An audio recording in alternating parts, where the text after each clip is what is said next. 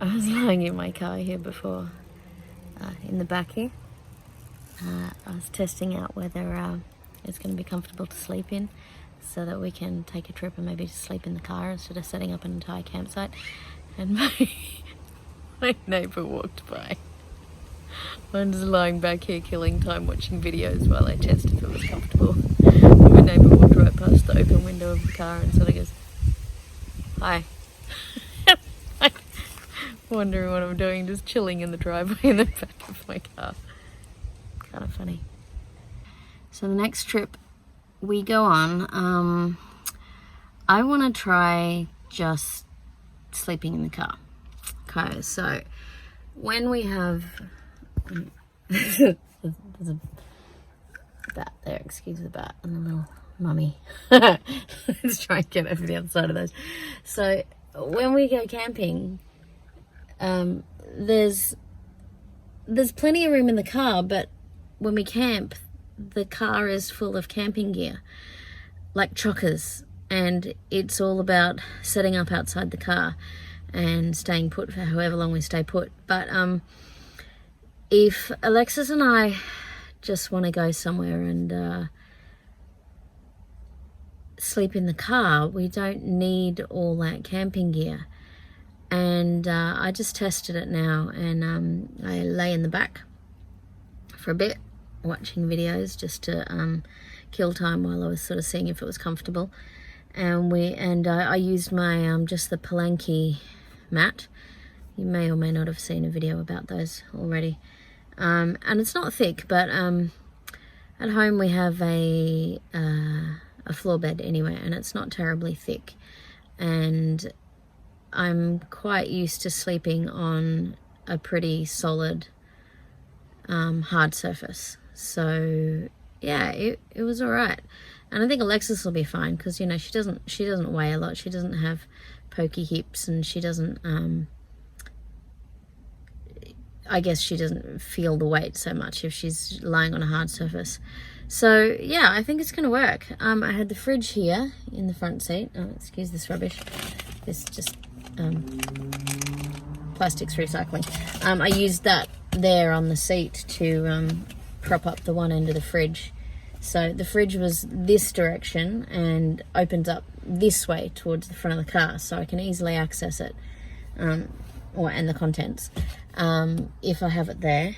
And then the battery was, I don't know what you can see here because I can't see, more soft recycling plastics. And the battery was down on the floor there, and if this stuff isn't in the way, then the battery can be in this sort of corner here, and then there's room for a little bit more stuff just there.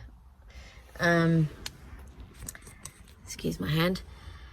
And the pantry box fit perfectly along this spot here, which means I need to then have room for like a little table, the gas stove, a gas bottle, and I don't know if you can see from here. You can just see it. See right just there where my finger's pointing, this little gap back here. That is perfect for sticking a gas bottle. There's one on each side of the car.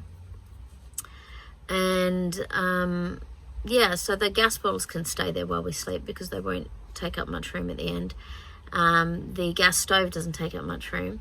One tiny little fold-out table doesn't take up much room. And then the only other big thing that I'd like to take with us in case we do go travelling and then decide to stop somewhere for more than a few nights so that we can be comfortable. Oh, wait, also we've got to fit our chairs in as well. But I don't know, I mean, we could potentially get away with not bringing the chairs because behind me, at the very back in there, near the back of the boot, oh my goodness, it's hard pointing like that, back in there, there's like a little trapdoor, and you can put stuff under there, and under that little trapdoor I've got 2 fold-out stools, and those fold-out stools, they're just those little plastic ones that sort of fold really flat, and those could be alright just for sitting on when we need to, if we're camping really light, traveling really light, I should say. But yeah, I mean, even with two folded up camp chairs, you know, there might be room behind my seat. I think the one remaining thing that I really do need to bring, of course, so I can run the fridge, is the solar panels. And those solar panels can go on the roof of the car, on the mesh platform thing that I've got up there. Plenty of room for Alexis in the back. Her chair, we just have to take that out. It's the one that's just held in with like the seat belt goes across the chair while she's in it, and so it's really easy to take in and out. At this age, she doesn't need the 5-point harness or whatever the one is when they're younger. I can't remember what it's called now. And then I tested it before, and I sat it on top of the fridge here.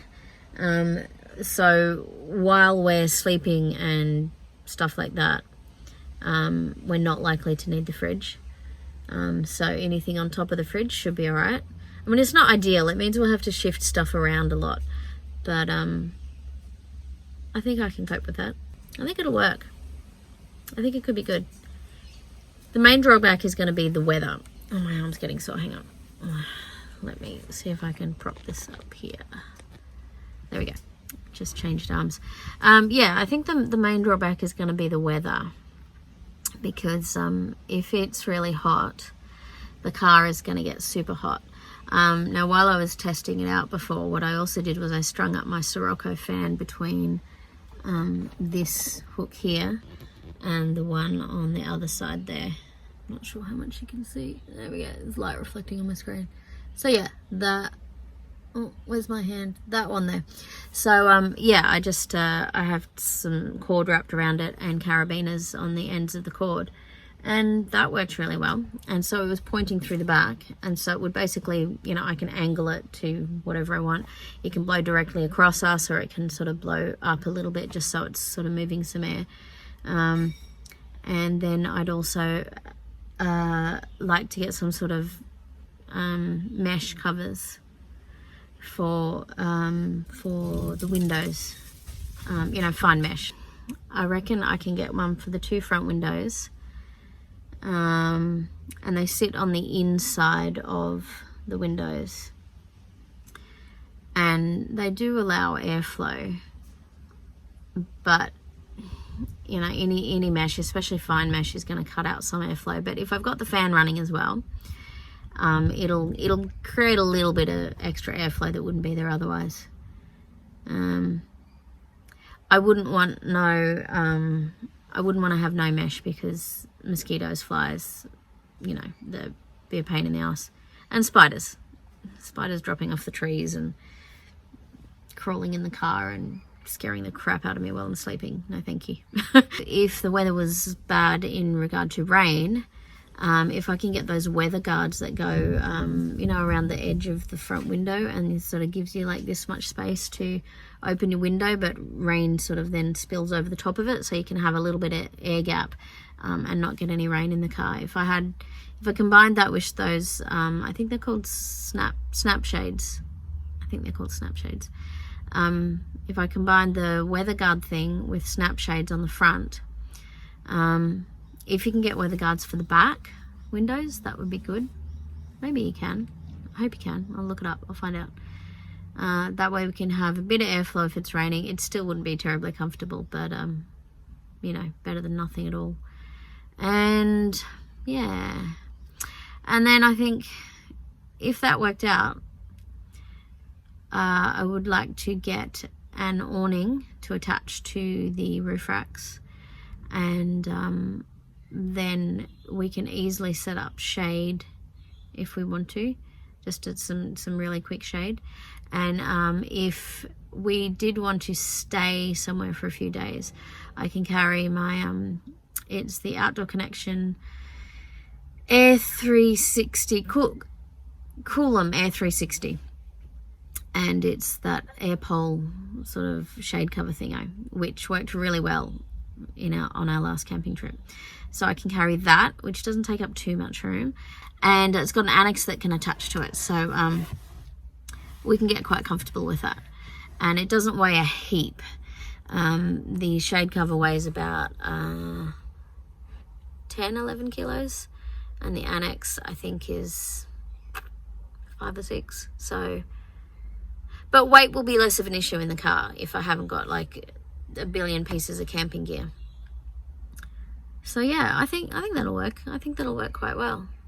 And yeah, then if I'm carrying that shade with me, if we decide we want to stop somewhere for a few days, then we've got like proper protection from the weather, from the sun, from the wind as well, because that shade cover does really well. It's got I've got 2 solid walls on it, and they held up pretty well in the wind. And with the annex, if we wanted to, we could sleep inside the annex. But ideally what I'd think I would do is put like the fridge and stuff like that inside the annex, and then I can zip that up and it'll all be secure from the weather. Now I just have to pick a date. But yeah, before I pick a date, I need to sort out mesh covers for the windows and those rain guards or weather guards, whatever they're called, to go over the top edge of the windows so that we're able to get airflow. It's cool. I think it's good. Gives me a plan, something to work towards. And it'll be so much quicker because we can just stop wherever we like, assuming we're not breaking any parking laws. We can have a nap wherever we need to. I can stop at rest stops, ones where you're allowed to stay overnight, and there's not a huge amount of camping gear that we set up, and it'll be easy to make room in the back. All we have to do is move Alexis's chair, pop that back seat down, and as you can see through there, it is really flat. And when I was lying back there before, it was super comfy. Yeah, so if I take just the Palanque mats, it's already got the sheet and the blanket attached. If it's extra cold, we can bring a couple of sleeping bags, which won't take up much room. And most of the stuff I want to be able to keep where it is in the car and not have to move a heap of stuff. I mean, the pantry can potentially just stay here while I drive because it's not in the way of anything that, controls the driving. The fridge can stay in this seat. I can belt it in and make sure it's secure. What else? I think that's it. And there'll be almost nothing in the back. There'll be our Palanque mats, which roll up to almost nothing, like the size of a sleeping bag rolled up. And and our cooking gear. I mean, we do need room for, plates and bowls and cups, but they don't take up much room, and I think we'll be able to fit them into little nooks and crannies. So yeah, that's really cool. I'm excited about that. It'll be cool. It'll be really fun. We just got to pick a place to go now. And the time after the school holidays. Way too crowded when school holidays are on. So, and because Alexis is home educated, we can travel at any time of the year. So, gives us a bit of freedom. So that's cool. Yeah.